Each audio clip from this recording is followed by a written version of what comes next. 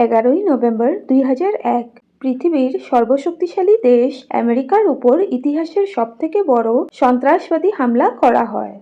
সেই দিন Osama bin লাদেনের নেতৃত্বে জঙ্গিবাদী সংগঠন আল কায়দার মাত্র 19 জন জঙ্গিরা আমেরিকার 3000 থেকেও বেশি মানুষের প্রাণ কেড়ে নিয়েছিল, আর 6000 মানুষ এই সন্ত্রাসবাদী আক্রমণে আহত হন। কিন্তু লাদেন এই হামলাটা কেন করেছিল? আমেরিকার সাথে ওর কী বা শত্রুতা ছিল? আর 9 সেপ্টেম্বরে মাত্র দুটি প্লেন ওয়ার্ল্ড ট্রেড সেন্টারে দুটো বিল্ডিংকে তাসের ঘরের মতো কিভাবে ধুলোতে মিশিয়ে দিয়েছিল? চলুন এই সবগুলো প্রশ্নের উত্তর জানবার চেষ্টা করি। তার আগে আমি আপনাদের আমার এই ছোট্ট চ্যানেলটিকে সাবস্ক্রাইব করে পাশে থাকার অনুরোধ করব। আপনার সাপোর্ট আমার এই চ্যানেলটিকে গ্রো করতে অনেক সাহায্য করবে। তো চলুন শুরু করা যাক।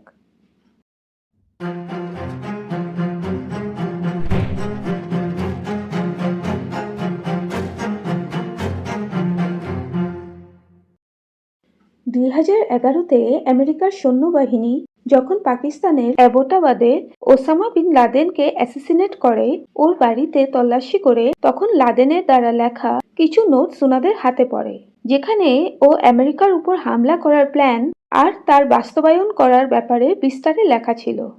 লাদেন লেখে, 31 অক্টোবর 1999-এ যখন একটি ইজিপশিয়ান প্যাসেঞ্জার প্লেন আটলান্টিক মহাসাগরের উপর দিয়ে যাওয়ার সময় সেই প্লেনের পাইলট বিমানটাকে সমুদ্রে ক্র্যাশ করিয়ে দেয় আর প্লেনে থাকা 200 জন যাত্রীর মৃত্যু হয়ে যায়। সেই প্লেন ক্র্যাশের ঘটনাটার থেকেই Osama bin Laden plane crash করে টুইন টাওয়ারে হামলা করার আইডিয়াটা পায়। ওসামা বিন লাদেন এই হামলাটা বাস্তবায়িত করার জন্য যেই ডেটটা চুজ করে, মানে 9/11, তার উপরেও অনেক ধরনের থিওরিজ আমাদের সামনে আসে। একটা থিওরি মতে, যেহেতু আমেরিকাতে 9/11 মানে 911 একটি আপাতকালীন নাম্বার, সেই জন্যই লাদেন এই ডেটটাতেই হামলা করার পরিকল্পনা করে, যাতে আমেরিকাবাসী যখনই কোনো জরুরি সময় এই নাম্বারটা ডায়াল করবে, তখন ওনাদের এই সন্ত্রাসবাদী হামলাটার কথা মনে পড়ে যাবে, আর ওনারা কখনোই এই মানসিক আঘাতটার থেকে পুরোপুরিভাবে বার হতে পারবে না। কিন্তু এই ডেটটা চয়ন করার পেছনে আরও একটা কারণও রয়েছে, যা খুব কম মানুষই জানে। 1683-তে পোল্যান্ডের রাজা জন সোবেস্কি ওটোমানের মুসলিম সেনাদের সাথে একটা যুদ্ধ আরম্ভ করেন।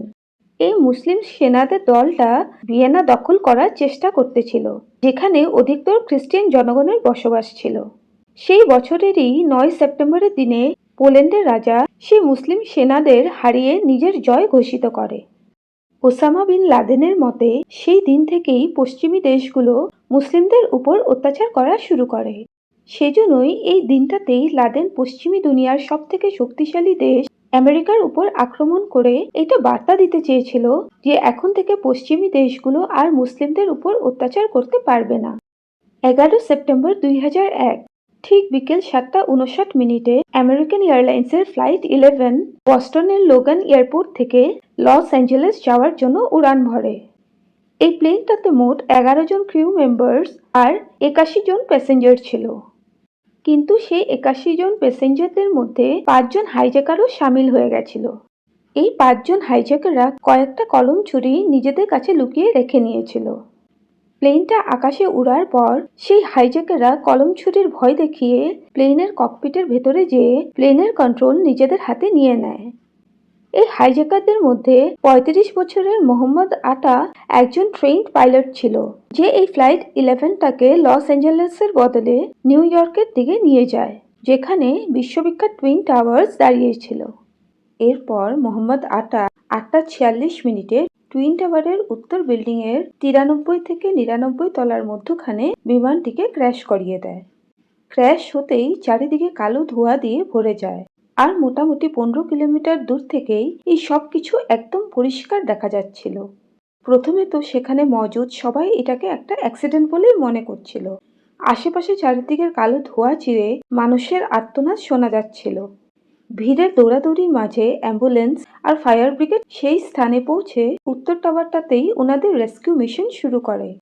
কিন্তু এর থেকে ঠিক 17 মিনিট পর ইউনাইটেড এয়ারলাইন্সের ফ্লাইট 175 উত্তর টাওয়ারের একদম পাশে অবস্থিত দক্ষিণ টাওয়ারের 70 থেকে 75 তলার মাঝামাঝি একদম একইভাবে ক্র্যাশ করে। এই ২ নম্বর ক্র্যাশটা হওয়ার পর কারোর আর এটা বুঝতে দেরি হয় না যে এটা একটা সুপরিকল্পিত সন্ত্রাসী হামলা ছিল। ৯ সেপ্টেম্বর ২০০১-এর সকাল ৮টা ৪৬ মিনিট থেকে ৯টা ৩ মিনিটের ভেতরে একের পর এক দুটি বিমান টুইন টাওয়ারের দুটো বিল্ডিংয়ে ক্র্যাশ করে আমেরিকাকে কাঁপিয়ে তুলেছিল। এই ঘটনাটা ঘটার কিছু সময়ের ভেতরেই আমেরিকার সব বিমান সেবা বন্ধ করে দেওয়া হয়। আর যেই বিমানগুলো অলরেডি নিজেদের গন্তব্যে রওনা দিয়ে দিয়েছিল সেগুলোকে পাশের এয়ারপোর্টে ল্যান্ড করার নির্দেশ দেওয়া হয়। কিন্তু ততক্ষণে অনেক দেরি হয়ে গেছিল। সন্ত্রাসবাদীদের টার্গেট শুধুই টুইন টাওয়ার ছিল না। এনআইএর কাছে খবর আসে যে আমেরিকান এয়ারলাইন্সের আরও দুটি বিমান ফ্লাইট 77 আর ফ্লাইট 93ও সেই দিনই হাইজ্যাক হয়ে গেছে। এই দুটোর ভেতরে একটি বিমান ৯টা ৩৩ মিনিটে আমেরিকার প্রতিরক্ষা এবং নিরাপত্তা রক্ষা বিভাগের মেইন বিল্ডিং পেন্টাগনের পশ্চিম ওয়ালে ক্র্যাশ করে। আর ২ নম্বর বিমানটাকে আমেরিকার রাজধানী ওয়াশিংটন ডিসির দিকে ঘুরিয়ে দেওয়া হয়। এটা অনুমান করা হচ্ছিল যে এই ২ নম্বর বিমানটা আমেরিকার পার্লিয়ামেন্ট বা হোয়াইট হাউসে ক্র্যাশ করার প্ল্যান ছিল। কিন্তু এই বিমানের প্যাসেঞ্জাররা হাইজ্যাকারদের উপরে একসাথে হামলা করে দেয়। সেই জন্যই হাইজ্যাকারদের প্ল্যানটা ফেল হয়ে যায় আর এই বিমানটাকে পেনিসিলভেনিয়ার একটা খালি মাঠে ক্র্যাশ করাতে হয়। কিন্তু এই সব কিছু এখানেই থামে না। সেই দিন টুইন টাওয়ারে যখন উদ্ধার কার্য চলতে থাকে সেই সময় সকাল ৯টা ৫৬ মিনিটে দক্ষিণ টাওয়ারটা পুরো ধসে পড়ে। ১১০ তলার একটি বিল্ডিং মাত্র ১১ সেকেন্ডের ভেতরে পুরোপুরিভাবে ধসে যায়। আর এর থেকে ৮ ঘন্টা পর ১০টা ৫ মিনিটে উত্তর টাওয়ারটাও মাত্র ১৩ সেকেন্ডের ভেতরে পুরো ধসে পড়ে। মাত্র ১ ঘন্টার ভেতরে পৃথিবীর অন্যতম দুটি বিল্ডিং দুনিয়ার ছবির থেকে গায়েব হয়ে যায়। সেই দিন মোটামুটি ৩,০০০ মানুষ নিজের প্রাণ হারায় আর ৬,০০০ মানুষ আহত হয়ে যায়। শুধু এই না, বিকেল ৫:৩০টার সময় ডাব্লিউটিসি ৭ নম্বর বিল্ডিংটাও ধসে পড়ে। সেই দিন পুরো নিউ ইয়র্ক শহরটা ধোঁয়া দিয়ে ঢেকে গেছিল, যেটার থেকে অনেক মানুষ অসুস্থ হয়ে পড়েছিলেন। এই বিল্ডিংগুলোতে হামলা হওয়ার সাথে সাথেই এখানকার নিচের ফ্লোরগুলোকে খালি করিয়ে নেওয়া হয়েছিল, যদিও এখানের উপরের ফ্লোরে থাকা মানুষগুলো ফেঁসে গেছিলেন, কারণ এই বিল্ডিংগুলোর প্রত্যেকটা লিফট কাজ করা বন্ধ করে দিয়েছিল আর উপরতলার ভাঙ্গা ধ্বংসাবশেষ দিয়ে সিঁড়িগুলো আটকে গেছিল। এখানে আটকে থাকা অনেক মানুষ নিজেদের প্রাণ বাঁচানোর জন্য উপর থেকে ঝাঁপ মেরে দেয় আর এই সব ভয়াবহ দৃশ্য লাইভ টিভিতে ক্যাপচার হয়ে যায়। এই হামলাটার পেছনে লাদেনের সাথে আরেকজন মেইন মাস্টারমাইন্ড ছিল খালিদ শেখ মোহাম্মদ। এই পাকিস্তানি সন্ত্রাসবাদী আল কায়দার সাথে একত্র হয়ে এই পুরো হামলাটার প্ল্যানিং করেছিল। এইখানে আপনাদের জেনে রাখা দরকার যে এই খালিদ শেখ ১৯৯৩-এ এই টুইন টাওয়ার বিল্ডিংয়ের পার্কিং এরিয়াতে ৫৪০ কেজি আরডিএক্স ব্লাস্ট করিয়েছিল। এই আরডিএক্স হামলাটাতেও ৬ জন ব্যক্তির মৃত্যু হয়েছিল আর মোটামুটি ১,০০০ মানুষ আহত হয়ে গেছিল। এই খালিদ শেখকে ২০০৩-এ পাকিস্তান থেকে গ্রেপ্তার করা হয় আর বর্তমানে ও আমেরিকার জেলে বন্দী রয়েছে। এখন প্রশ্ন এটা দাঁড়ায় যে কেনই বা ওসামা বিন লাদেন আমেরিকার উপর এই হামলাটা করেছিল। এক সময় এই আমেরিকায় লাদেনকে অস্ত্র যোগান করাতো, তাহলে দুজনের মধ্যে শত্রুতা হওয়ার কারণটা কি? আর এই ওসামা বিন লাদেন আসলে কে ছিল? ১৯৫৭ সালের ১০ মার্চে সৌদি আরবের রিয়াদ শহরে মোহাম্মদ বিন আওয়াদ বিন লাদেনের ঘরে ওসামা বিন লাদেনের জন্ম হয়।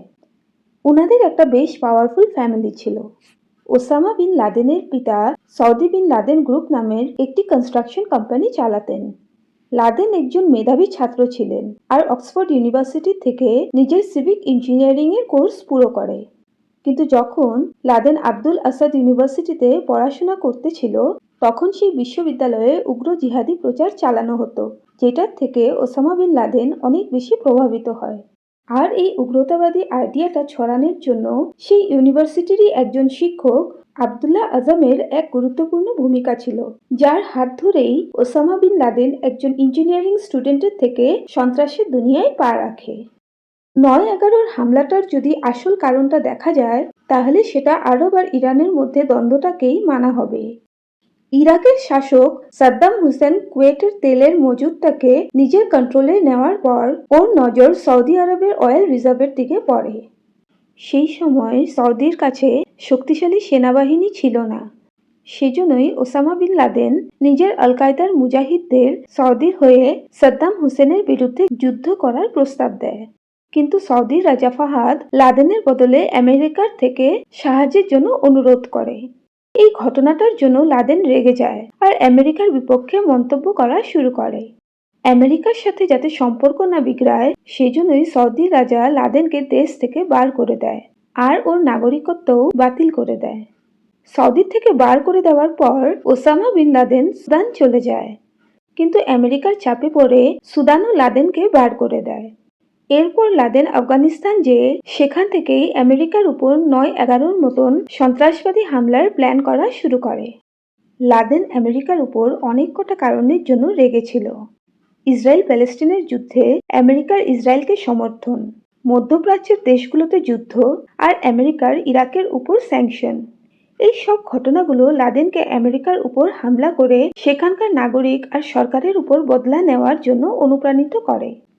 ৯-১১র হামলাটা হওয়ার পর থেকেই আমেরিকার গোয়েন্দা বিভাগ ওসামা বিন লাদেনের খোঁজ শুরু করে দেয়। আমেরিকার সরকার এটা ঘোষণা করে দেয় যে যেই ব্যক্তি ওসামা বিন লাদেনের খবর দেবে তাকে $২৫ মিলিয়ন পুরস্কার দেওয়া হবে।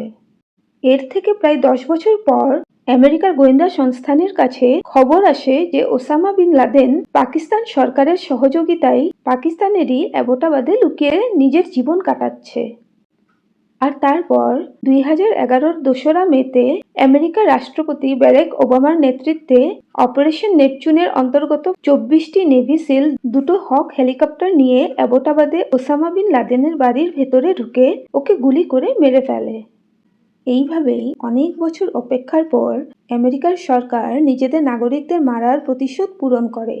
কিন্তু এটা একটা অতি চিন্তনীয় ব্যাপার যে আজও অনেক সন্ত্রাসবাদী সংগঠন সক্রিয় রয়েছে আর পৃথিবীর আলাদা আলাদা জায়গায় জঙ্গি হামলা চালিয়ে যায়। এইসব হামলা আটকাতে সব দেশগুলোকে একজোট হয়ে রুখে দাঁড়াতে হবে। আপনাদের মতামতটা আমাকে অবশ্যই কমেন্ট করে জানাবেন। ধন্যবাদ।